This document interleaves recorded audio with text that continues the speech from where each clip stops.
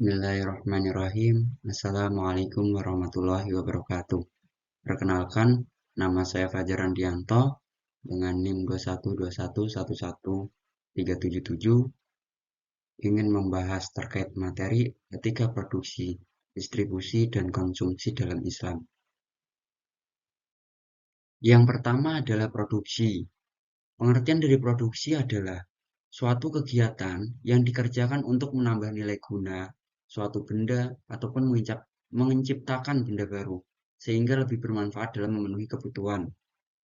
Kegiatan menambah daya guna suatu benda tanpa mengubah bentuknya bisa dinamakan suatu produksi jasa. Sedangkan kegiatan yang menambah daya guna dan mengubah sifat serta bentuknya dinamakan produksi barang.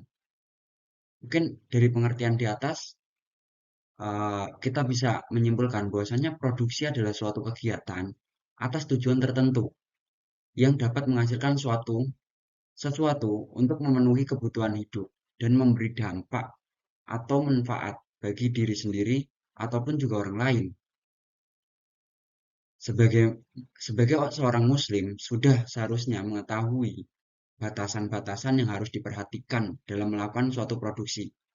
Di antaranya baik dari prosesnya harus dilakukan dengan baik dan sempurna.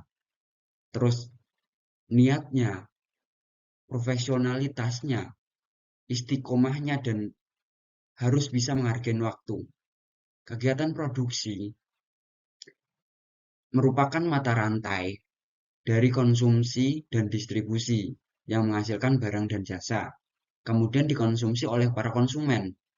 Tanpa produksi, maka kegiatan ekonomi akan berhenti. Dasar hukumnya yaitu terdapat dalam Quran Surat Al-Mulk ayat 25 yang berbunyi Walladzi ja'ala lakumul arda dalula famsu fihi manakibiha fakulu min rizqih wa ilaihin nusyur, yang artinya dialah yang menjadikan bumi itu mudah bagimu, maka berjalanlah di segala penjurunya dan makanlah sebagian dari rezekinya, dan hanya kepadanya lah kamu kembali setelah dibangkitkan. Dari Quran surat Al-Mulk ayat 25 bisa kita artikan bahwasanya Islam mewajibkan setiap muslim terkhusus atau khususnya mempunyai tanggung jawab atau tanggungan untuk bekerja. Bekerja merupakan salah satu sebab pokok yang memungkinkan manusia mencari nafkah atau rezeki. Allah akan melapangkan bumi dan seisinya dengan berbagai fasilitas yang dapat dimanfaatkan oleh manusia dalam mencari rezekinya. Tujuan produksi yang pertama adalah kebutuhan pribadi secara wajar. Yang dimaksud poin 1 adalah bagaimana konsep pemenuhan produksi kebutuhan secara wajar, tidak berlebihan tapi tidak kurang. Yang kedua, memenuhi kebutuhan masyarakat. Jadi tujuan dari produksi itu adalah bagaimana produk ini berfungsi untuk memenuhi kebutuhan masyarakat. Yang ketiga adalah keperluan masa depan, yaitu bagaimana ketika kita memproduksi itu tidak sia-sia, tapi diperlukan dari masa ke masa. Dan yang keempat itu adalah keperluan generasi yang akan datang, sama seperti poin 3, yaitu bisa dimanfaatkan untuk jenjang lebih lama lagi. Dan yang terakhir yaitulah keperluan sosial dan infak di jalan Allah. Kembali lagi, tujuan produksi dalam Islam adalah ketika kita memproduksi, bahwasannya hasil produksi kita itu bisa dijadikan sebagai keperluan sosial untuk menjalankan ibadah kepada Allah. Etika produksi. Yang pertama adalah berproduksi dalam lingkaran yang halal. Yang dimaksud poin 1 adalah bagaimana ketika kita menciptakan suatu produk. Etika yang baik dalam memproduksi itu adalah menciptakan sebuah produk yang dalam lingkaran halal, karena yang halal akan selalu yang berkah. Yang kedua, adalah mengelola sumber daya alam dalam melakukan produksi.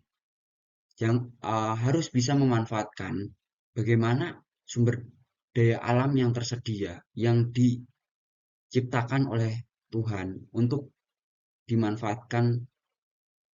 Yang ketiga, dalam berproduksi, manfaatkan kekayaan alam. Dalam kita memproduksi, kita bisa memanfaatkan kekayaan alam yang ada di sekitar kita. Yang keempat, khalifah di muka bumi tidak hanya berdasarkan pada aktivitas melakukan memproduksi guna suatu barang. Jadi manusia itu diciptakan di muka bumi itu tidak hanya untuk menciptakan sebuah nilai guna, tapi juga berguna gitu.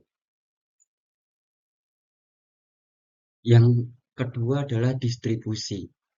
Pengertian dari distribusi secara bahasa yaitu penyaluran kepada beberapa orang atau beberapa tempat. Adapun secara istilah, distribusi biasa disebut kegiatan ekonomi yang menjembatani antara kegiatan produksi ke tangan konsumsi. Distribusi merupakan kegiatan penyaluran barang dan jasa yang dibuat dari produsen ke konsumen agar bisa tersebar luas. Jadi, dengan adanya distribusi, barang yang kita produksi bisa sampai ke tangan para konsumen. Dengan demikian, kegunaan dari barang barang produksi kita akan lebih meningkat setelah setelah dapat dikonsumsi oleh konsumen, sehingga penggunaannya sesuai dengan yang diperlukan. Dasar hukumnya yaitu Quran Surat Al-Hasr ayat 7 yang berbunyi Ma'afa Allahu ala rasulihi min ahlil Qur'an fa ilaihi rasuli walidil qurba wal yatama wal masakini wa banis sabil kaila yakuna dulatan baina niya'iminakum wa ma atakumur rasulu wa huduhu wa ma nahakum anhu fantahu wattaqullaha innallaha sadidul iqab, yang artinya harta rampasan fai yang diberikan Allah kepada Rasulnya yang berasal dari penduduk beberapa negeri adalah untuk Allah, Rasul, kerabatnya, dan anak-anak yatim, orang-orang miskin, dan orang-orang yang dalam perjalanan. Agar harta itu jangan hanya beredar di antara orang-orang kaya saja di antara kamu. Apa yang diberikan Rasul kepadamu, maka terimalah. Dan apa yang dilarang bagimu, maka tinggalkanlah. Dan bertakwalah kepada Allah, sungguh Allah maha keras hukumannya. Tujuan dari distribusi ada 4. Yang pertama adalah tujuan dakwah, yang kedua tujuan pendidikan, yang ketiga adalah tujuan sosial, dan yang keempat adalah tujuan ekonomi. Etika dalam distribusi ada 4. Yang pertama adalah selalu menghiasi amal dengan niat ibadah dan ikhlas. Yang kedua transparan dan kondisi barang halal serta tidak membahayakan. Yang ketiga adil dan tidak mengerjakan hal-hal yang dilarang dalam Islam. Yang keempat tolong-menolong, toleransi, dan sedekah. Yang ketiga adalah konsumsi.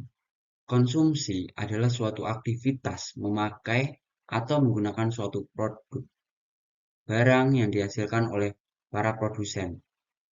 Juga berarti segala tindakan menghabiskan atau mengurangi nilai guna barang dan jasa. Dalam Kamus Besar Bahasa Indonesia atau KBBI, memaknai bahwa konsumsi adalah pemakaian barang produksi, baik makanan, pakaian, atau sebagainya. Barang-barang yang langsung memenuhi keperluan hidup manusia.